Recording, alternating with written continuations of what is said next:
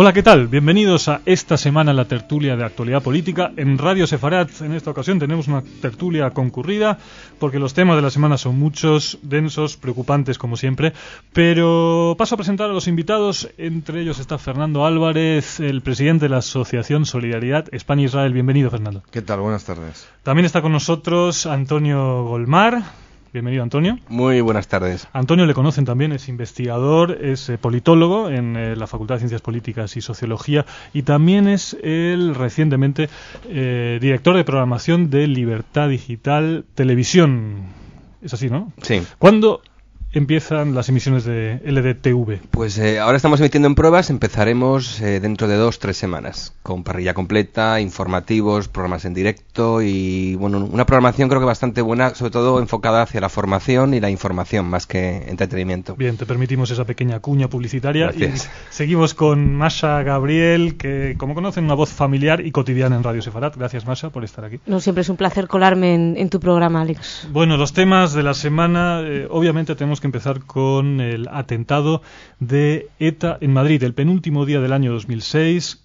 Carlos Alonso Palate y Diego Armando Estacio, dos víctimas del terrorismo de ETA, dos víctimas. Desde hace 3 años ETA no producía víctimas mortales y en este caso son dos inmigrantes ecuatorianos que a quienes pilló de casualidad ese terrible atentado en la Terminal 4 del aeropuerto de Barajas. Tenemos que comenzar por esta noticia y vamos a pasar luego al conflicto Oriente Próximo para hacer un análisis, si os parece, comparativo entre cómo se lucha contra el terrorismo, cuáles son los márgenes de la negociación y si se puede negociar al mismo tiempo que luchar contra el terrorismo, es decir, si se puede seguir con acciones policiales, como es el caso en Israel. Tenemos noticias esta misma semana de acciones militares en Ramallah, mientras hay diálogo con Mahmoud Abbas, entre otros. Comenzamos con ETA. ¿Cuál es vuestra valoración de lo sucedido?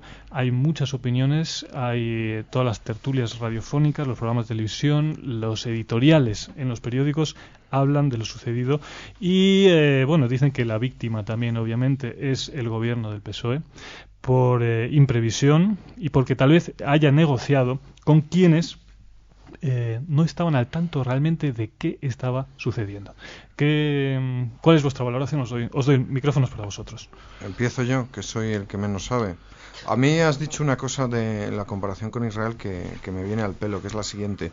Igual que en Israel tiene que negociar con dos caras del movimiento palestino, muy distintas, probablemente ETA no sea ahora un monolito, sino que esté bastante enfrentada. Igual que ocurre en la sociedad española, pues igual ocurrirá en ETA. Estoy convencido que igual que en este país hay una división total respecto a qué hacer con ETA, ahora mismo los miembros de ETA estén completamente divididos entre una asociación dura y otra menos dura. Hombre, Fernando, ETA nunca ha estado dividida y cuando ha habido una pequeña división en ETA siempre se ha impuesto la disciplina.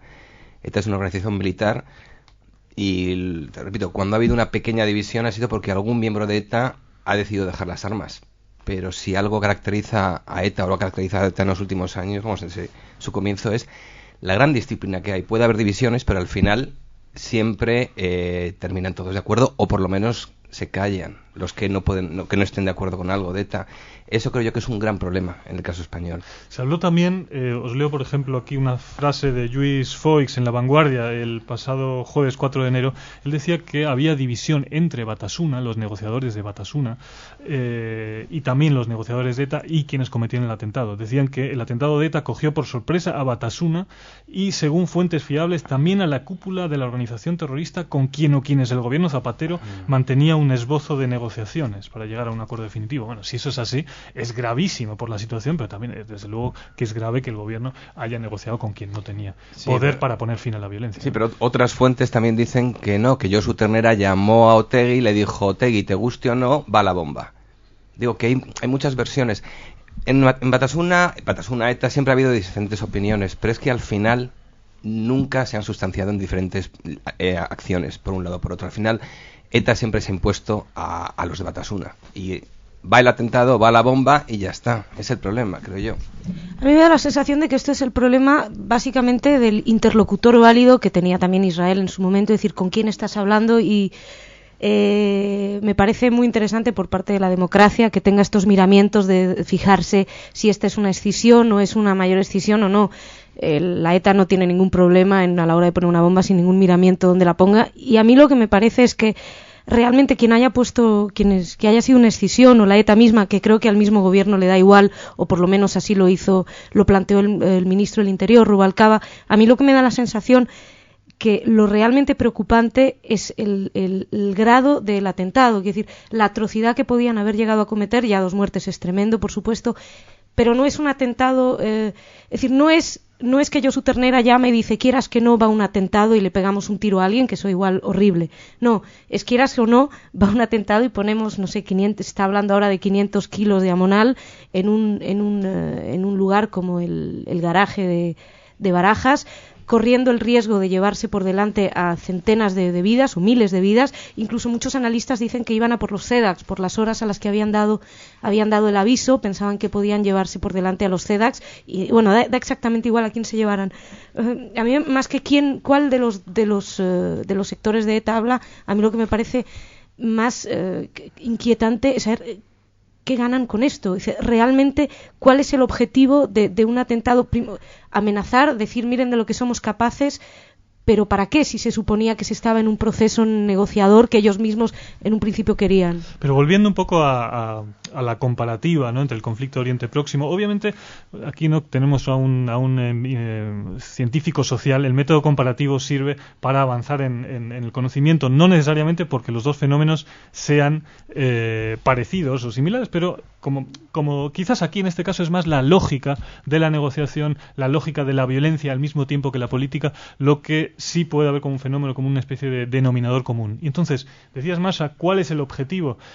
Si miramos en lo que ocurría con los atentados de Hamás cuando comenzaron el proceso de Oslo en los años 90, el objetivo conseguido muchas veces, o de los mártires del Aqsa en la segunda intifada, era aglutinar a las fuerzas palestinas, de nuevo, justamente, y provocando una fuerte reacción israelí. Ese objetivo quizás también es el que consiguen los más radicales dentro de ETA o de Batasuna o de ese mundo terrorista. Hombre, de otra forma, pero está clarísimo. ¿A quién beneficia el atentado? Evidentemente a los que se movilizan una y otra vez contra el proceso de paz. Ahora mismo todas las asociaciones de víctimas del terrorismo que se han movilizado contra el gobierno están mucho más fuertes, o sea, política y sociológicamente. Si ahora hiciéramos una encuesta, Antonio, los grandes beneficiados con votos favorables en las encuestas son asociaciones de víctimas del terrorismo, es decir, quienes han estado frontalmente contra el proceso de paz desde el campo democrático, que han estado contra el gobierno. Esa sería la consecuencia en votos. No sé qué pensáis. Pero bueno, por otro lado, los beneficiados en votos son ellos. Lo que tenemos también es un mundo, el mundo batasuno, por ahora no, pero próximamente, seguramente a partir de las próximas semanas o meses, de nuevo unido frente a eso que denominan, ¿no?, el Estado español, ¿no? Sí, hombre, Batasuna lleva desde el 20 y tantos de septiembre, el día este del soldado vasco, cuando aparecieron los etarras y dijeron nunca dejaremos las armas. Batasuna lleva 3 meses preparando esto y dando avisos. Digo, desde finales de septiembre, Batasuna lo dijo claro, no vamos a dejar las armas. Sea cual sean los términos de la negociación con el gobierno, no vamos a dejar las armas. El problema es que yo pienso que el presidente Zapatero ha confiado en personas como Eguiguren, como Patxi López, que han fracasado. Son 2 personas que a mí me parece que, aparte de otras responsabilidades políticas que pueda haber, son 2 personas que me parece vergonzoso, y perdona que utilice esa palabra, que sigan al frente del Partido Socialista de Euskadi. Lleva 3 meses preparando esto y el liderazgo del Partido Socialista de Euskadi o no ha querido saber o ha transmitido una información al presidente que verdaderamente no era la correcta. A mí me parece que no es... no sé, yo creo que no es momento ahora de reprochar a los demócratas ni al Partido Socialista. Me da miedo lo que decías, Fernando, de sacar réditos electorales en estos momentos, aunque se hiciera una encuesta o lo que sea. Es verdad que ha habido una serie de asociaciones de víctimas del terrorismo, no todas, en contra de este proceso de negociación. Pero a mí me parece que ahora mismo estamos muy en caliente, que realmente lo preocupante, y creo que todos deberíamos hacer un gran esfuerzo, es en no dividir más lo que ya estaba dividido durante el proceso Y a mí me sorprende que todavía, bueno, creo que va a durar poco, pero todavía no se han oído cosas demasiado crispadas dentro del propio debate interior. Pero yo creo que eso es lo más preocupante y que en estos momentos, estando en caliente, no es momento de encuestas ni momento de a lo mejor de enfriar y de ver. Y me sorprendió el otro día una persona, Raúl del Pozo, en un programa diciendo que él le parecía poco políticamente correcto decirlo ahora, pero que él pensaba que todavía había que plantearse la posibilidad de seguir con el proceso. También esto a mí me parece muy pronto, ¿no? Pero que realmente ahora a lo mejor deberíamos meternos en una especie de impasse temporal, enfriar los ánimos y luego a raíz de ahí ya encuestas y ver quién gana y quién se beneficia. Pues sí, hay, por ejemplo, esos gritos de Zapatero dimisión, una cosa que se dice en todas las manifestaciones, siempre que te manifiestas contra un político dices eso.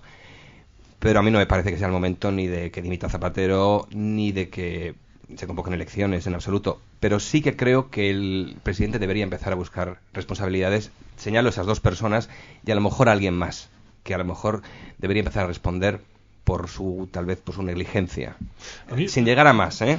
En el clima de opinión que se ha generado y no sé también el discurso, un poco las declaraciones que se han oído en estos días, a mí me recordaba un poco justamente lo que hacía mención antes, a los años 90, el año 96, 97, cuando había atentados brutales de Hamás en Jerusalén y Tel Aviv. Estamos hablando de atentados en los que morían 15, 20 personas en los autobuses donde se explotaban los terroristas suicidas. Y luego veíamos a una sociedad israelí dividida, enfrentada. Unos decían, si en ese momento estaba, el 96 creo que cambió el gobierno, pasó a Netanyahu, antes creo que estuvo Pérez, y Pérez entonces decía, este atentado no va a afectar al proceso de paz, ¿no? Entonces, como que seguimos adelante con el proceso de paz. Un discurso diferente en el caso de Netanyahu después. Pero como que de alguna manera se reproduce algo similar, es decir, como que el proceso de paz va por un lado y que va a haber terrorismo, como si una cierta cuota de violencia va a existir siempre. Hay que resignarse a eso. Igual pasó en Irlanda del Norte, exactamente igual. Y eso tiene que ver con la división que provocan las negociaciones en ambos bandos. O sea, el bando de ETA, Antonio, yo ahí discrepo, el bando de ETA en esta situación clave está dividido. Claro que está dividido.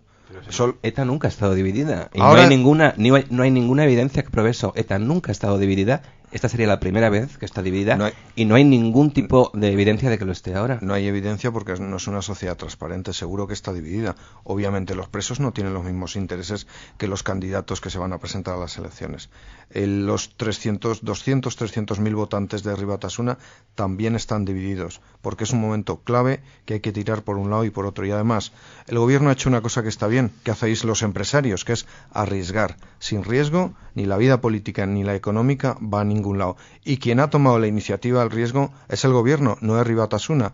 En definitiva, el mundo Abertzale se ha visto sometido a una acción del gobierno, que es quien ha tomado la iniciativa, por lo tanto, es más probable que esté dividido. Y a mí me recuerda también al proceso de Irlanda del Norte, en que la fracción, los de Lira estaban también divididos, cosa que no habían estado nunca hasta ese momento, igual que la sociedad inglesa. Una cosa también, Antonio, ETA sí estuvo dividida con lo de Hipercor. Después de lo de Hipercor hubo un replanteamiento de la forma de lucha, y yo sí creo que también la situación en la que nos encontrábamos, esta de proceso, de pseudoproceso, como se quiera llamar, era también resultado de un momento internacional de terrorismo, y el 11M en especial. Con lo cual, yo sí creo que un atentado de estas dimensiones sí que tiene que haber creado una división interna. Sí, pero ¿cuántas personas dejaron ETA después de Hipercor? Ninguna. ¿Cuántos cambios hubo en ETA después de Hipercor? Ninguno. Incluso ETA se endureció, dejó de participar en procesos electorales después de Hipercor. El cambio de ETA después de Hipercor fue hacia un mayor endurecimiento. Bueno, los ciclos políticos son así de largos, ¿eh?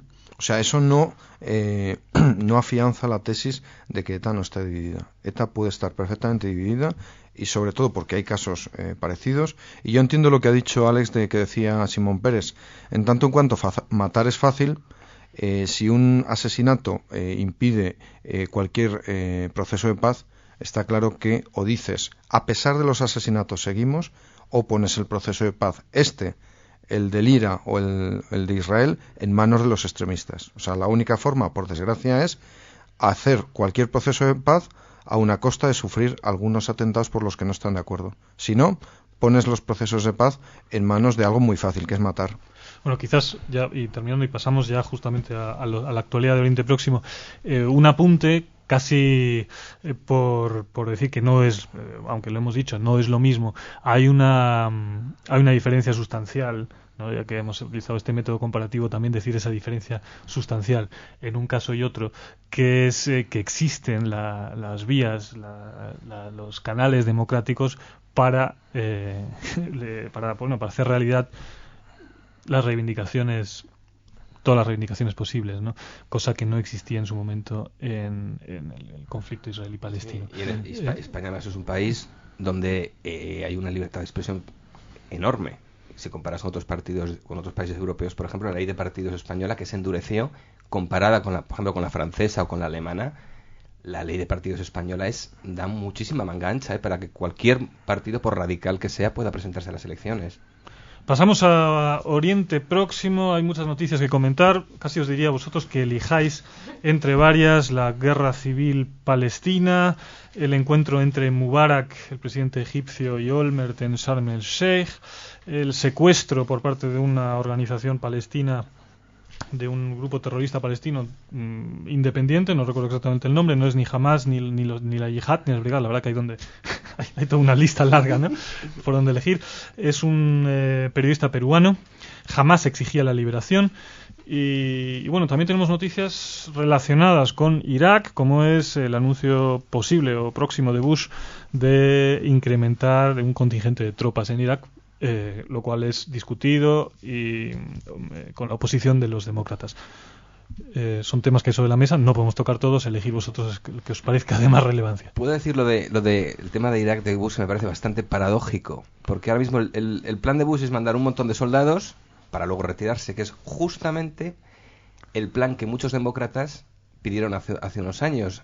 Él hizo oídos sordos a esta petición de los demócratas, que le dijeron vamos a mandar más soldados todavía para poder retirarnos. Él dijo que no, y ahora 2 años después es justo lo que parece ser que va a hacer. Sí, una cosa que, por ejemplo, que le pidió John Kerry. Es que las urnas se lo han dejado muy claro. Sí, claro.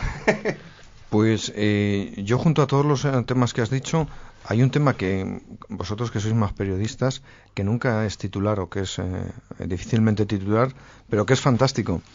Hay una cosa que sucede día a día desde hace 2 años, más de 2 años, que es que la economía para Israel va de una forma extraordinariamente positiva. Desde hace 2 años todas las empresas de las .com, las telecomunicaciones, han pegado un rebote espectacular. Y desde hace 2 años la economía israelí, con altísimo valor añadido, no el turismo, sino la otra, la que tiene un altísimo valor añadido, la que sale de la investigación, tanto en farmacia como en energía solar, como en biodiesel, va muy bien. O sea que, junto a un panorama de noticias que, según lo has dicho, sombrío, muy de tertulia, hay un fondo económicamente espectacularmente bueno.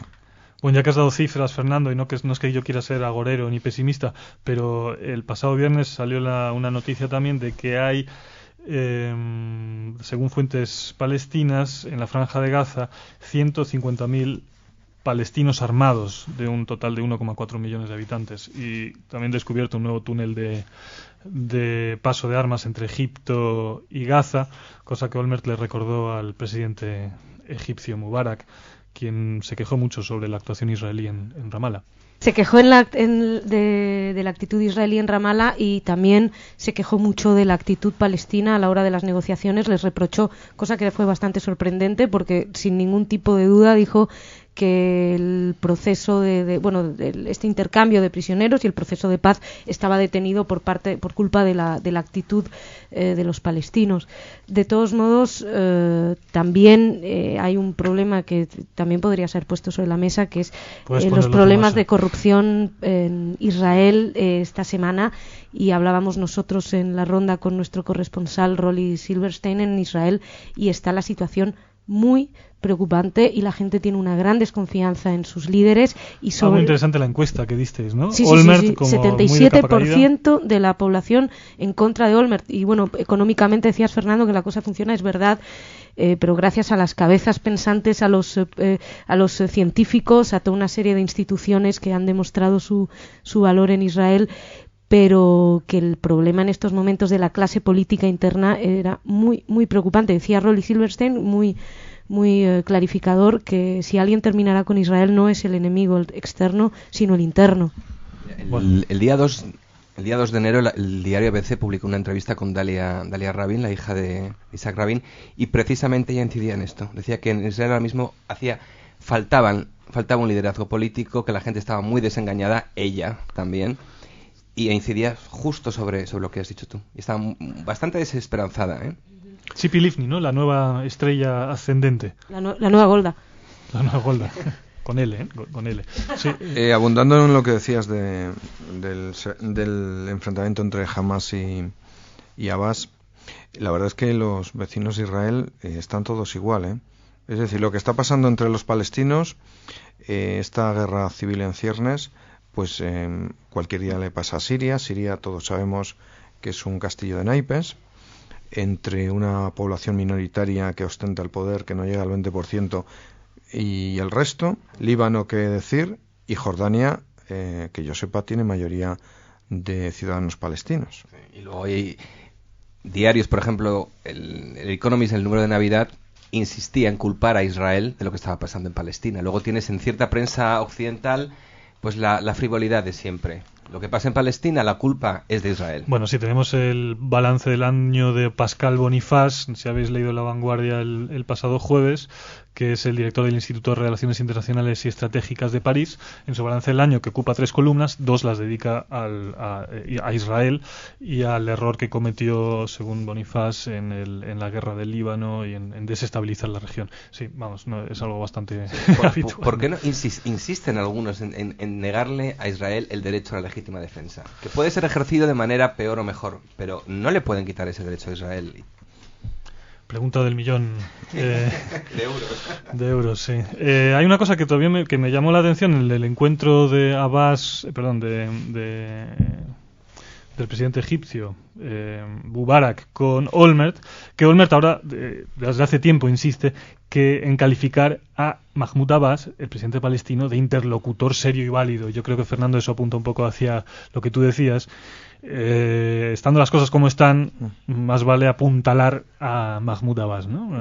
Con alguien habrá que seguir hablando, efectivamente. Por cierto, tenemos tiempo todavía. Hosni Mubarak, para los que hayáis leído la historia de la Guerra de los 6 días, que ahora se está en todos los kioscos, fue uno de los personajes del entorno de Gamal Abdel Nasser que contribuyó al desastre egipcio, con mentiras sucesivas, diciéndole a los rusos que el bombardeo y la destrucción de la flota aérea egipcia habían sido los americanos, diciéndole a los jordanos que habían derribado todos los aviones israelíes. En fin, todo aquel desastre de la Guerra de los 6 días, provocado por las mentiras de Nasser y de Hosni Mubarak hacia sus propios aliados, él fue, y están los libros que ahora están en todos los kioscos, uno de los principales participantes. Pues interesante, pero bueno, en fin, todo el mundo puede cambiar. Mahmoud Abbas también creo que se doctoró con una tesis de revisión del Holocausto, ¿no? O sea que en la Unión Soviética en los años 60 o 70.